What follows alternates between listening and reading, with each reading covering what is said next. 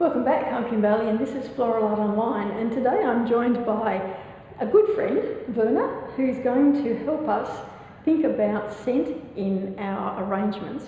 And this is part of our workshop today that's called Scent-sational, and we have items in a box which you'll see a little bit later, and we're going to make something with them, thinking about the aroma and the scent of the flowers and the plant material that we're using. So I've picked today, because it's raining outside, you can probably see through the window behind us, I've picked some things today that are full of aroma, but they also have some very interesting background and uses, and that's why Verna's going to talk to us, because she's very well versed in the uses of all of this plant material in all sorts of ways. So today we're looking at lavender, at rosemary, and at oregano, or oregano if you are watching from the continental US. It's the same thing, we just call it differently. So welcome, Verna, lovely to have you here. So can we start first of all, I guess, with the lavender?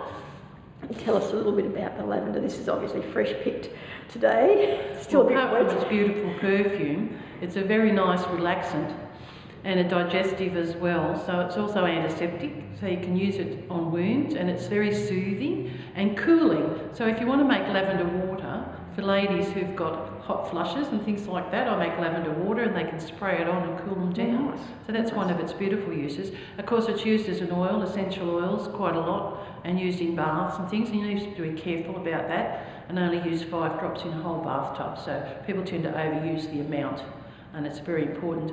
These things should not really be taken orally unless you've got it under supervision, because you can overdose yourself and they're very strong. And of course they can be fatal if you don't know the dose. Does the scent come from the leaves or from the flower? It's a bit of both really. If you put your hand on and rub it up, you can smell it from both ends. I think the leaves probably have more than the flower, to tell you the truth. But they've both got their own scent. And drying them? Drying them, they go well. Just hang them upside down in a bunch anywhere. Put a brown paper bag on if you want to. I just leave them open myself, because I like the smell around. And just let them air dry. Yeah. You can dry them in microwaves and ovens if you want to, but it's not the same. No. Better to be air dried. Yeah. It keeps better. Beautiful. Beautiful.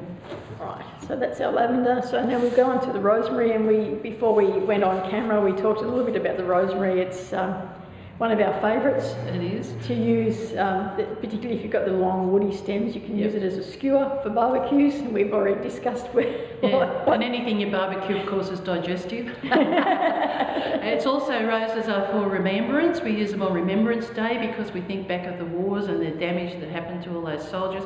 But it's also a very strong antiseptic. So it's digestive and an antiseptic as well, but it also enhances your memory. And if you put it in your pillow at night, it can help you relax and sleep. It can help you uptake more oxygen. And it's just a beautiful smell.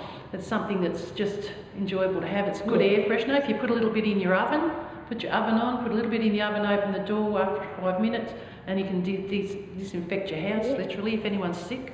It's beautiful. Makes good ointment for arthritis as well. Now this is my poor sad oregano, and for some reason, and we're going to ask the expert today, it has almost no aroma. So I don't know why, what I've done wrong. It might be just the weather. Type, but well, it's got a smell. It's got a smell, but if I try and dry it or use it in cooking, there's just nothing. There's no flavour. It's probably as part of the weather, I think. Yeah. It's just made its oils aren't as strong. But mainly a digestive. It has got other properties. It's also good as an antiseptic as well. It can be used, but it's more called a digestive. We don't tend to use it as an oral medicine in herbal medicine, but it's more a flavouring. But it's a good digestive flavouring, so that's something about it that's nice.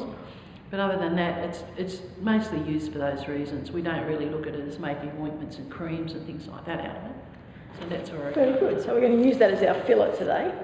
And very kindly, Verna has brought along, she said cleaning up the table, a couple of books that she might like to recommend or tell us why they are useful. Yeah, this is a Collins Eyewitness Handbook on herbs. It's a beautiful book. It's well illustrated.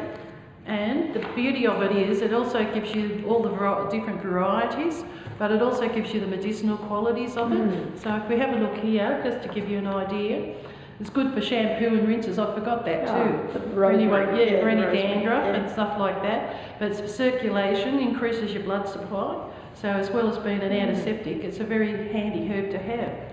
And the oregano, I'll just have a look here for you, to give you an idea. It's got other qualities.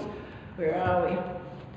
So it's good for menstrual pain. Now that's something I didn't even remember. So it can be used for coughs. There you go. It's because I've got a cough at the moment. Can relieve muscle spasms, nervous headaches, menstrual pain.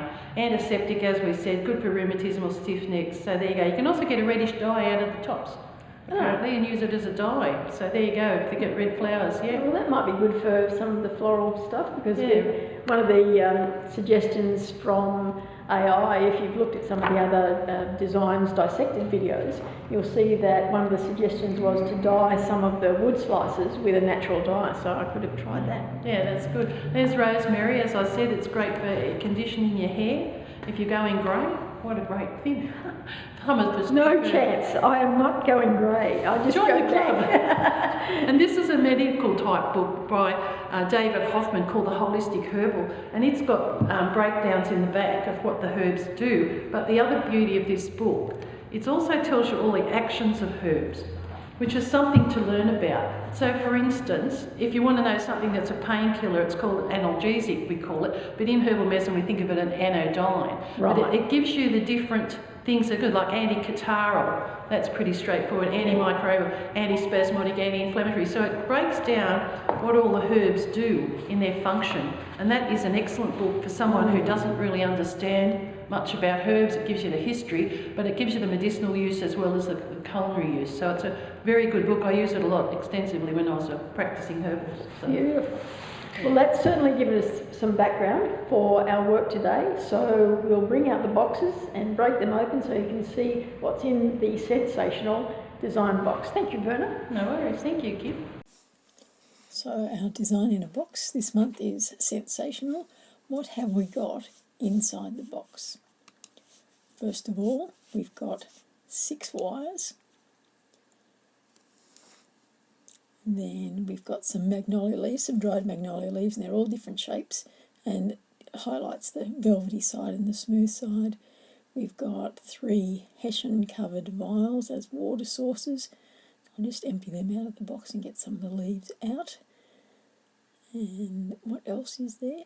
The 10 Oasis glue dashes, much like double-sided tape, for those of you who haven't seen them. A paper cup, which I think was going to be used for a water source if we needed it. Remove a few more of the leaves out of the box. What else is in the base here? Now these are avocado seed slices, so we're big into eating avocados at home, so we have an avocado seed every day. And I saw a fellow making them into buttons, so just slice them up. The seed is actually quite soft. You can slice it with an ordinary kitchen knife, and it gives you a lovely dried shape. These are a bit discoloured because it was very humid at home. And we have our slice of banksia tree that we'll probably use as the base.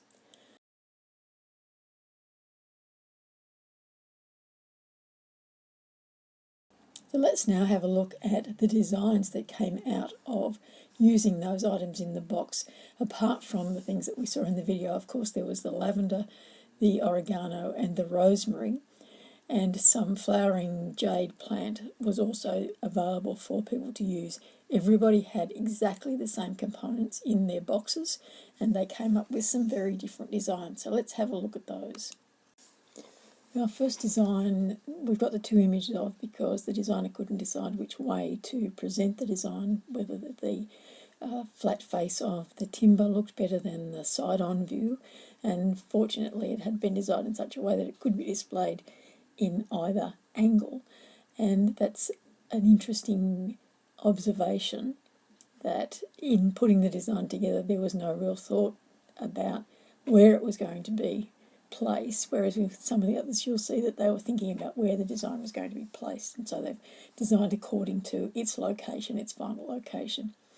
So if we have a look at this one, the magnolia leaves have been used to wrap around the edge of the timber slice, which is on its side, and for the most part the designers all use the timber slice on its side rather than flat.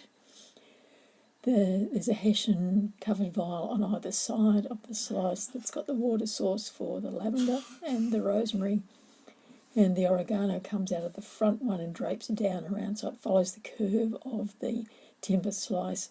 And we've got a couple of the avocado slices at the base of where the leaves are, and they're obvious from the front facing viewpoint, but not so much from the side facing viewpoint.